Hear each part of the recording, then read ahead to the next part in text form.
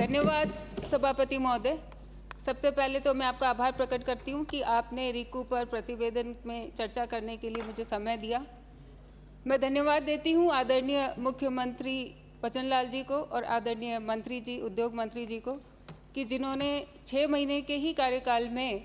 इतने जो अभी हमारे पूर्व में माननीय सदस्य ने जो चर्चा की प्रतिवेदन में जो कार्य किए हैं, उनके लिए मैं आप सबको, मुख्यमंत्री जी को और उद्योग मंत्री जी को बहुत बहुत आभार प्रकट करती हूं और धन्यवाद करती हूं। और मुझे पूरा विश्वास है कि 6 महीने के कार्यकाल में जो निर्णय लिए गए हैं, उस आधार पर मुझे भरोसा है कि मेरे जो बाड़मेर का जो क्षेत्र है, जो सीमावर्ती क्षेत्र है, जिसमें अपार संभावनाएं हैं, तो उसमें आप निर्णय लेंगे और हमारे वहाँ के युवाओं को रोज़गार देने के लिए आपकी जो भूमिका है वो भूमिका का अदा करेंगे। मैं पहली बार इस सदन के अंदर कुछ चर्चा में इसमें भाग लिया है, तो अगर कहीं कोई त्रुटि हो जाए तो मैं अपने सभी जो सीनियर हैं उनसे माफ़ी चाहूँगी और आपका मार्गदर्शन भी चाहूँगी। मैंने अभी पूर्व में सभी माननीय सदस्यों को सुना और बहुत सारी चीज़ें जैसे आदरणीय अनीता दीदी ने कही उनसे, और अभी यूनुस जी ने जो कहा उनसे, और अभी आदरणीय आदुराम जी ने मेरे से पूर्व में कहा, हमारे बाड़मेर ज़िले की बात रखी। मैं आदरणीय मंत्री जी के संज्ञान में लाना चाहूँगी कि हमारे बाड़मेर के अंदर लिग्नाइट है, बेंटोनाइट है और कोल है और साथ ही साथ तेल मिल रहा है। लेकिन अगर रिको क्षेत्र की हालत देखें तो 1980 से लेकर और 2000 के बीच में 3 रिको के इंडस्ट्रियल एरिया स्थापित किए गए थे और उसके अंदर 530 जो भूमि थी, 530 औद्योगिक भूखंड थे, वो आवंटित किए गए। तो आज के दिन कोई भी खाली भूखंड नहीं है। लेकिन अब चूंकि रिफाइनरी बन रही है और आने वाले समय में बहुत सारे जो बाय प्रोडक्ट्स होंगे, उनके साथ उस रिको इंडस्ट्रियल एरिया के अंदर युवा अपने उद्योग स्थापित कर सके, इसके लिए सबसे पहली तो मेरी आपसे यही मांग रहेगी कि उस रिको इंडस्ट्रियल क्षेत्र का बाड़मेर जिला मुख्यालय पर विस्तार किया जाए, ताकि आने वाले समय में जो और व्यापारी हैं वो अपना उद्योग वहाँ स्थापित कर सकें। दूसरी बात है कि ये अच्छी बात है कि एक बालोतरा ज़िला नया बना है, लेकिन चूंकि पहले के समय में केवल जो शुरुआत हुई थी रिको की वो बालोतरा में हुई थी, लेकिन अब बालोतरा ज़िला अलग हो गया और बाड़मेर ज़िला अलग हो गया है। तो जो इकाई कार्यालय है वो अभी बालोतरा के अंदर स्थापित है। अब जो भी नए उपखंड आप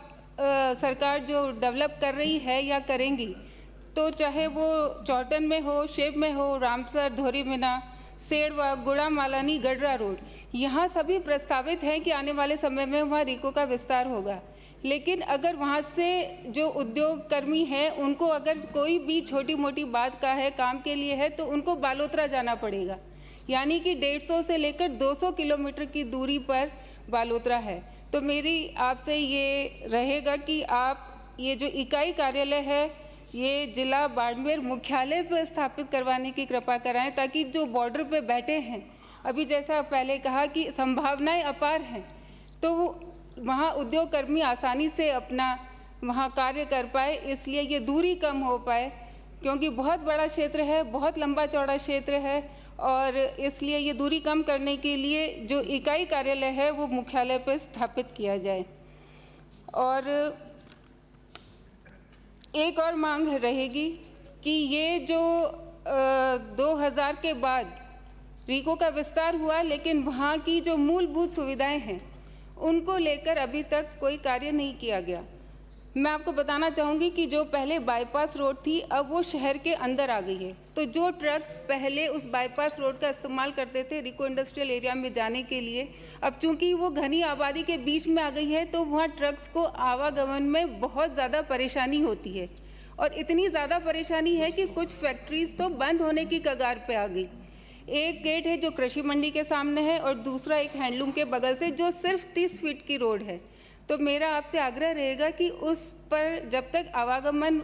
या पहुंच एक्सेस अगर बराबर नहीं होगा, प्रॉपर नहीं होगा, तो वहां पर उद्योग उतनी विकसित नहीं कर पाएंगे। तो मेरी आपसे ये भी एक प्रार्थना रहेगी कि आने वाले समय में उस रिको इंडस्ट्रियल एरिया जो अभी है वहाँ तक जो पहुँच का रास्ता है उसके लिए एक बार फिर से विचार किया जाए, ताकि लोगों को भी सुविधा हो, ट्रैफिक जाम की प्रॉब्लम नहीं हो, और वहाँ जो उद्योग बंद होने की कगार पे है एक बार फिर से वहाँ लोग अपना काम शुरू कर पाए। आपने समय दिया बोलने के लिए, आपके लिए आप सबको बहुत बहुत धन्यवाद। माननीय राम